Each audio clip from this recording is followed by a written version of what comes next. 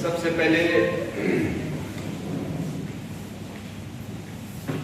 कि उन सभी शक्तियों को मेरा नमन और उन सभी पावर्स को मेरा नमन जिनकी वजह से मैं आज यहाँ पर हूँ और आप सभी से रूबरू हो पा रहा हूँ। उसके बाद आप सभी का बहुत बहुत आभार कि आपने पिछले 2 दिन से मतलब हार्डली मुझे मेरा वेलकम किया, उसके लिए बहुत बहुत आभार।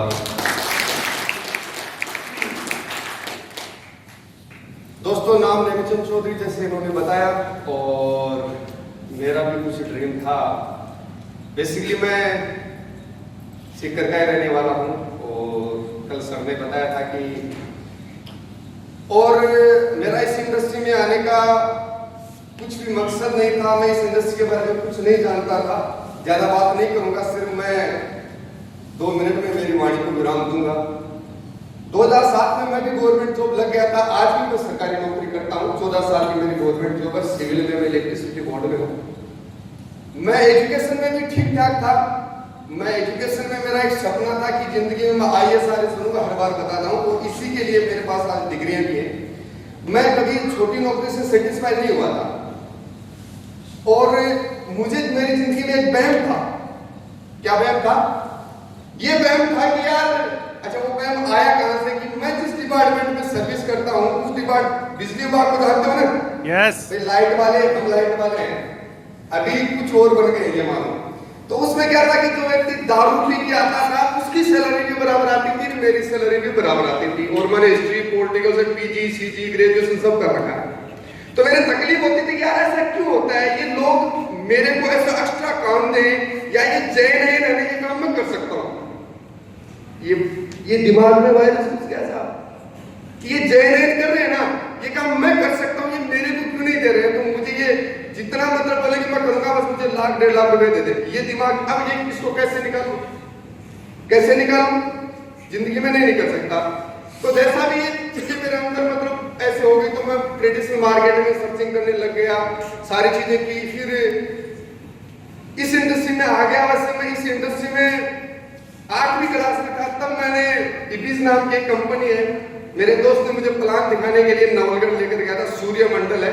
आज भी मुझे वो दृश्य याद है कि वहां एक व्यक्ति आया था, उसको वर्ना गाड़ी एकदम से मोटा तगड़ा था, एकदम से गोरा चट्टा। मैं उस दुनिया को नहीं जानता था, लेकिन आज तक मैंने किसी कंपनी में एंटर नहीं किया। यहां तक कि सेफ शॉप का प्लान देखने को मेरे को मिला था, लेकिन जिस व्यक्ति के साथ मैं प्लान डिस्कस कर रहा था तो वो मुझे सेटिस्फाई नहीं कर सका। एक्चुअली ये था, हकीकत बता रहा हूं। उस व्यक्ति ने मुझे सेटिस्फाई नहीं किया। मैंने कहा बिल्कुल सही। लास्ट में उसने मुझे सर्टिफिकेट देने के लिए बोला कि अपॉर्चुनिटी मिल रही है। मैंने कहा नहीं सर, गलत, ऐसा नहीं होता है, क्योंकि मुझे इतना नॉलेज था कि उत्पादन प्रोडक्शन से होता है। मैं ऑलरेडी सेल्स में था, बिजली बेच रहे थे। तो मैं जैसे भी इंटर हो गया और सबसे ज्यादा मैं इंस्पायर हुआ महिपाल सर से। महिपाल सर के साथ मेरी मुलाकात हुई, मीटिंग हुई, और मैं यहाँ बैठा था तो इतनी समझ में आई मुझे इस इंडस्ट्री में आने के लिए कि जब ये आर्मी वाला कर सकता है, इसके पास समय नहीं है, तो तू बिजली बोर्ड वाला क्यों नहीं कर सकता? और हम इंटर हो गए साथ इस इंडस्ट्री में। ये आर्मी वाला कर सकता है, इसके पास तो समय नहीं है, और तेरे पास नहीं तो समय हम आ गए जी। इसके बाद क्योंकि बाकी सिखलाई तो आपकी हो गई है, तो सिखाने को तो कुछ है भी नहीं मेरे पास, क्योंकि आज वो शख्सियत आपके बीच में आ चुके हैं। तो मैं कोई भी नॉलेज की बात नहीं करूंगा कि अपन को ये करे वो करे, वो ऑलरेडी आप सीखे हुए लोग हो। अब इस इंडस्ट्री में आने के बाद सबसे बड़ी प्रॉब्लम क्या होती है कि इंसान को सबसे ज्यादा जो प्रॉब्लम होती है वो ये होती है कि उसे 2 चीजों पे विश्वास नहीं होता है, खुद पे और यहाँ पे। 2 ही प्रॉब्लम है, इसके अलावा कोई भी प्रॉब्लम नहीं है। और ये मेरे को भी नहीं हुआ था साहब, सही बोल रहा हूं? यस। मेरे को भी नहीं हुआ था। और जिस दिन आपको खुद पे और सिस्टम पे बिलीव हो जाएगा, आपको कोई माइक का अल्लाह नहीं रोकने वाला। साथ ही आप डायमंड नहीं, एम्बेसडर या ब्रांड एम्बेसडर बनने के कारण और कुछ भी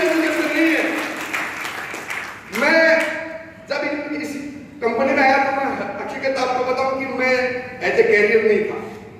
मैं इतनी सोच रहा था कि आप नौकरी वोकरी है उसके साथ 5-10 हजार आ जाएंगे, ठीक है, नहीं है तो कोई बात नहीं, क्योंकि ऑलरेडी पैसे तो आ ही रहे थे और भी थोड़ा जुगाड़ था घर में पैसों का, तो थोड़ा इस हिसाब से था।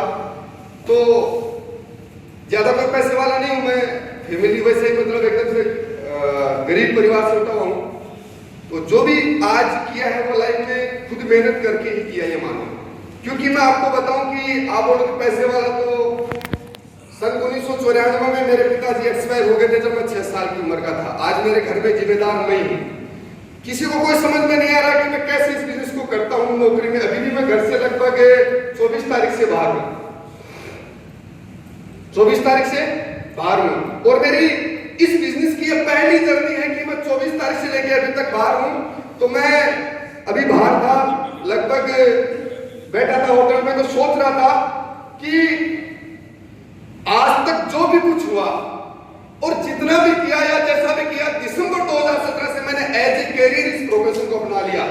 एज ए कैरियर यानी कि एज ए कैरियर करूंगा, क्योंकि दिसंबर 2017 में मुझे खुद पे बिलीव हो गया था और इस प्लेटफॉर्म पे बिलीव हो गया था कि यहाँ कुछ बड़ा हो सकता है।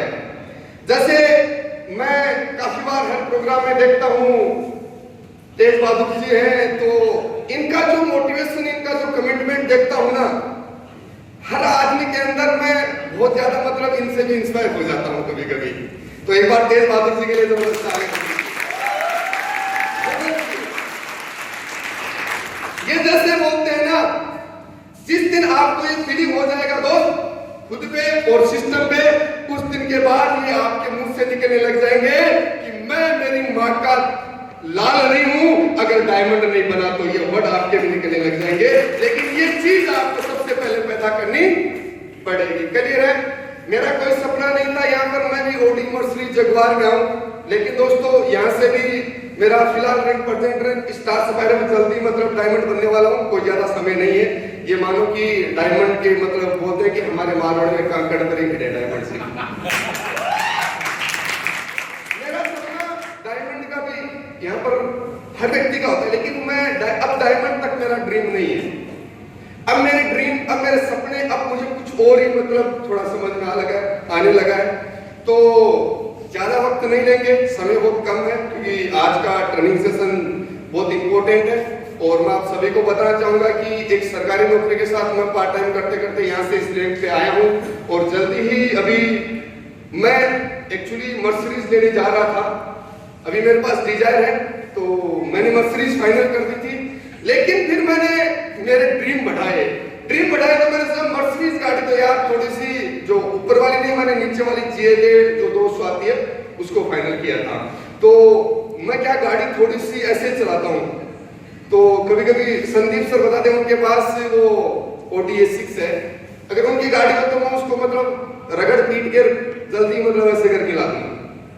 तो मैंने सोचा यार तेरे को तो भागना पड़ेगा, अभी तेरे को 10 डायमंड बोनस में 10 डायमंड इंसेंटिव में बनाने हैं, तो ऐसी गाड़ी नहीं चलेगी। बोले कि मारवाड़ी में बोले का फलांगा मारवाड़ी गाड़ी चाहिए, कोई ले जावा गड़े, कोई टिपा भी ले जावा, तो वो बढ़ जावा नीचे, समझ रहे हो?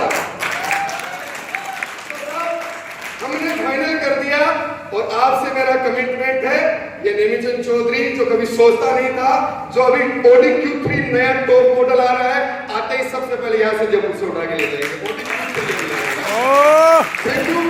और कुछ नहीं है दोस्त, बहुत कुछ चीजें आपने सीखी है। खुद पे विश्वास करना और इस प्लेटफॉर्म पे विश्वास करना। प्लेटफॉर्म पे तो इसलिए करना, यहाँ बहुत सारी सक्सेस बैठी है, बहुत सारे लोग आए हैं जिन्होंने बहुत अच्छा पैसा यहाँ से कमाया है। डेफिनेटली हम भी यहाँ से कमा सकते हैं। तो आपको विश्वास इतना होना चाहिए कि अब ये कर सकते हैं तो मैं भी कर सकता हूँ। और इस प्लेटफॉर्म पे तो विश्वास इसलिए करना चाहिए कि इस प्लेटफॉर्म में जान है, तभी तो आज महिमा सर महान है।